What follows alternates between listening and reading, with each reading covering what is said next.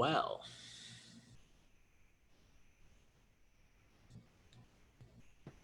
That Back in full effect. was I was like, did I press a button? And I was like, nope. I'm not hosting. That was me. I did the thing where I had my charger set up, hmm my computer all set up, but I forgot to plug the charger into my computer. Been there. Oh. So So yeah, what were you I'll saying? continue. Before I I went into brought up I made a correlation to the company Alec that's mentioned in 13th. Even if you remember that cartoon Boondocks with they made a joke about it on the BET episode when they were making fun of BET, but it's a real company from the 80s that was built to join the entertainment industry and the government.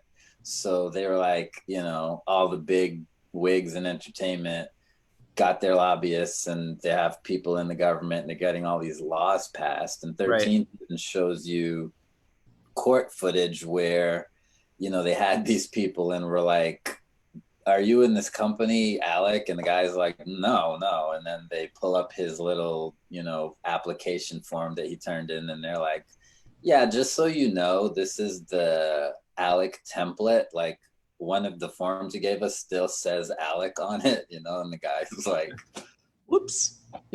some idiot. And they showed, we were talking about, or I was mentioning how the connection with companies that were in there like Walmart, where they pushed to get to pass this law where you could market a higher quantity of bullets in the United States. Yep.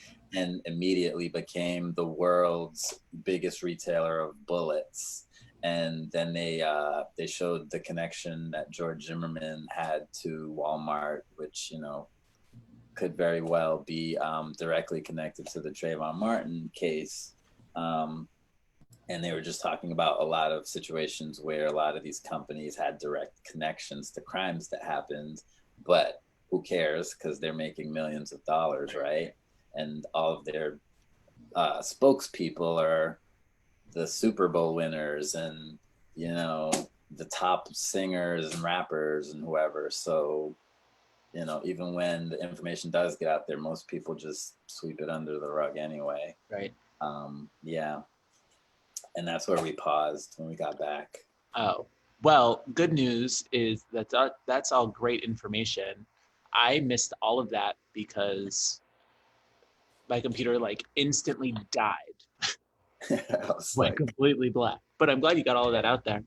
Yeah, interesting stuff for sure. Yeah, and it's crazy that it's come to this, and hopefully we are sentient enough as a people to realize the issue, mm-hmm.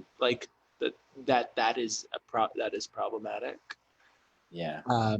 That we have large corporations that effectively have their hands in, large corporations that have their hands in everything. Right? And that we as a society, again, are functionally allowing slavery to still happen, right? We still live in a time where slavery still exists. It's under a different name. Right. Exactly. Right? And it's sad, right? It's, you think of one of the scariest, one of the scariest and most frustrating things for me to think about is the large amount, or how pervasive the legalization of marijuana, that whole concept has become within the United States, and everybody's like, yeah, let's legalize it, blah, blah, blah, blah, where we still have, and 100% on board with it. I think it's stupid that it is still a federal offense, or not a federal offense, but still a crime in a lot of places to have and or own or partake But it is scary to me to think that within all of this legislation that's going out as far as um, legalizing marijuana, whether it's for medicinal use or for recreational use, whatever, that there isn't anything in there um, exonerating, is that the word I want to use? Exonerating, um, or like releasing people from prison for non-violent drug charges. Right. You know, like the number of Black and brown men and women who have been incarcerated over the last 10, 20 years for, possession of marijuana. And here we are now in 2020 saying like, oh yeah, let's totally legalize this whole entire thing. Whereas like all these people have had all of like basically their lives ruined. Right. I remember Tommy Chong from Cheech and Chong went to federal prison for making bowls. I think like they didn't even find him with marijuana. Right. It was just paraphernalia, right? Yeah, glass bowls, but Yeah. that was paraphernalia. It was like go to prison for that. It's crazy. And again, this is, I think the statistic, it's the same, but that Black people are 3.5 times more likely to be incarcerated for and like serve prison sentences for drug possession than their white peers and counterparts, which, that's, again, when we say and talk about the fact that America is so like that slavery and the oppression of Black people is so rooted into our like our system. It's like every fiber of the American system, the American being. That like we can allow the and this is just like a shout out to everyone. Like next time you see like anyone advocating for the decriminalization of marijuana, look to who are the main speakers of that, and it's largely, and this isn't like saying it's a bad thing, but they're largely white people that are calling out for the decriminalization of marijuana, which 100% totally for. The issue is that the decriminalization of it, like it has never truly like negatively affected the white population. Right. So it's nice to know that like people are finally stepping up, but we don't want just decriminalization. We want decriminalization and effectively reparations for these people whose lives have been turned upside down for possession that you're gonna make money off of now. Right. You better give it back. Frank, right. Where I know our, episode 3, part 2, Electric Boogaloo, is almost over, which is kind of sad and scary. I apologize everyone for the dramatics in the middle where everything kind of shut down and died and then came back. But thank you for sticking along with us for that journey. What's a podcast with a little bit of drama? But yeah, I implore everyone to watch 13th. Yes. Do some research. Yes. Do some research on the school to prison pipeline in the prison industrial complex.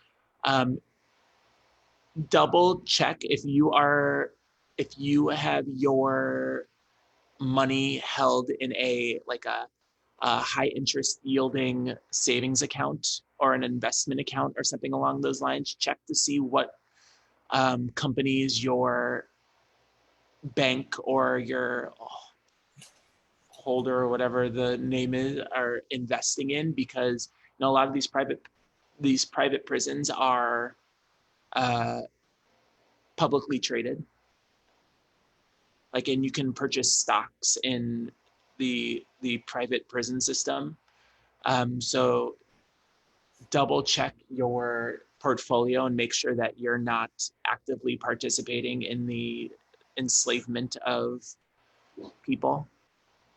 I know that when I realized, like when I, because I think Bank of America was a large purveyor of that, and like there was a lot of uproar about it in the last couple of years about where they were putting people's money for investments, and I'm pretty sure recently, since the start of COVID, or at least since the start of like this most recent wave of the Black Lives Matter movement, I forget which company, like private prison company it is, but their stock prices have like soared. So just be aware of those kind of things. And Bjorn, thank you again so much for joining us this week. It is always a pleasure. I will say that out there to the universe. It is always a pleasure to have you to talk to. And to everyone at home watching, listening, learning, remember, it costs you $0 to be a good person. Google is free. And for now, or forever, who knows? And I don't know, live long and prosper, right? Yeah. Stay, fly, and we'll see you next week on Next to the Floor. We'll have another guest. I'm sick of this Bjorn kid, so he's gone. But we'll have another guest. We'll talk about some more things. We might even talk about dancing this next one. Who knows? But you know what? When we get onto the dance floor, I'm still Black. So all of this stuff pertains. I don't get to leave this stuff when I get out there.